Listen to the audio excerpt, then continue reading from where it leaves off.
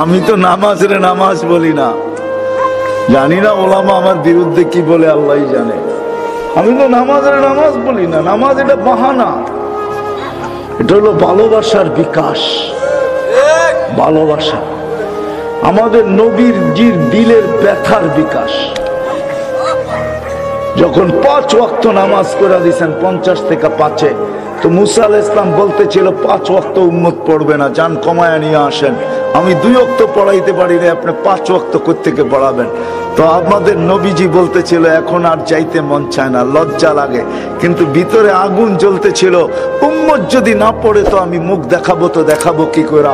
তো আল্লাহ মনে হয় কানে কানে বলছেন, বন্ধু আপনি উম্মতকে এত ভালোবাসেন, আমিও তো ভালোবাসি, চিন্তার কোনো কারণ নাই, আমি ডাইকা ডাইকা পড়ায় নিব, ডাইকা ডাইকা ঘুমের টিকা উঠায়া হলেও পড়ায় নিব, আপনি চিন্তা করেন না, দায়িত্ব আমি নিলাম।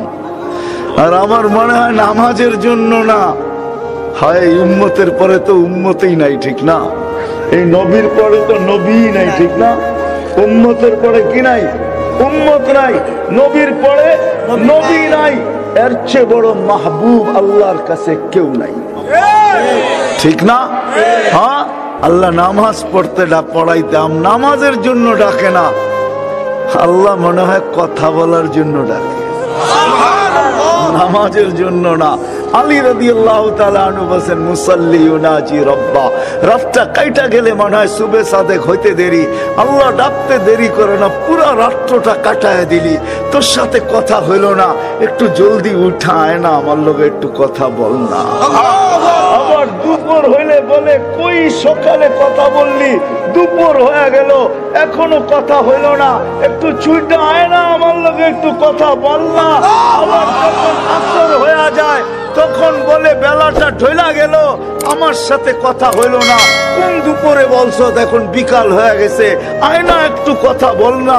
যখন মাগরিব হয় তখন মনে হয় আল্লাহ বলে, সূর্যটা ডুবা গেল, রাতটা চলে আসলো, হায় দিনটা পার হয়ে গেল, দিনটা চলে গেল, রাতটা চলে আসলো, হায় কই আসরের সময় কথা বলছিস, আয় না আমার লগে রাতের শুরুতে একটু কথা বল। আপনি বলবেন তাহলে এশা কেন?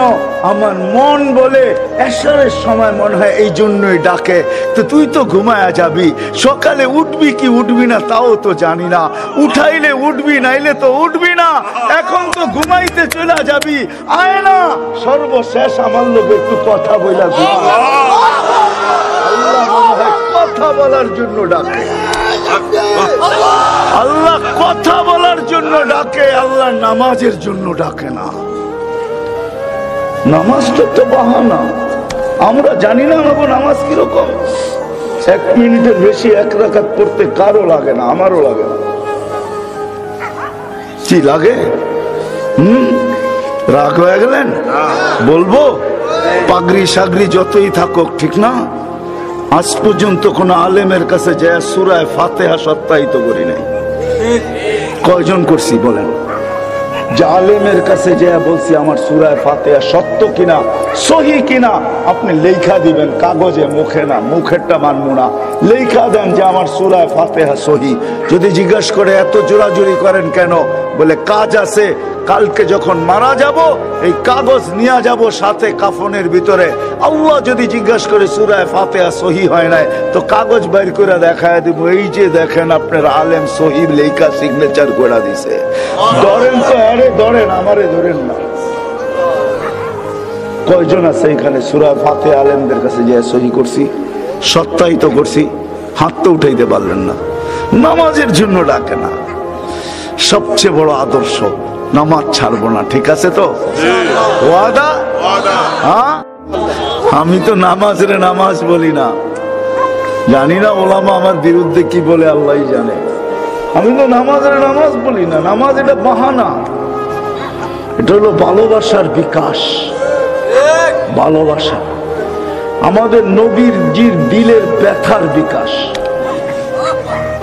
যখন 5 ওয়াক্ত নামাজ করে দিয়েছেন 50 থেকে 5-এ, তো মুসা আলাইহিস সালাম বলতেছিল 5 ওয়াক্ত উম্মত পড়বে না, যান কমায়া নিয়ে আসেন, আমি 2 ওয়াক্ত পড়াইতে পারি না, আপনি 5 ওয়াক্ত কোত্থেকে পড়াবেন? তো আমাদের নবীজি বলতেছিল এখন আর যাইতে মন চায় না, লজ্জা লাগে, কিন্তু ভিতরে আগুন জ্বলতেছিল, উম্মত যদি না পড়ে তো আমি মুখ দেখাবো, তো দেখাবো কি করে?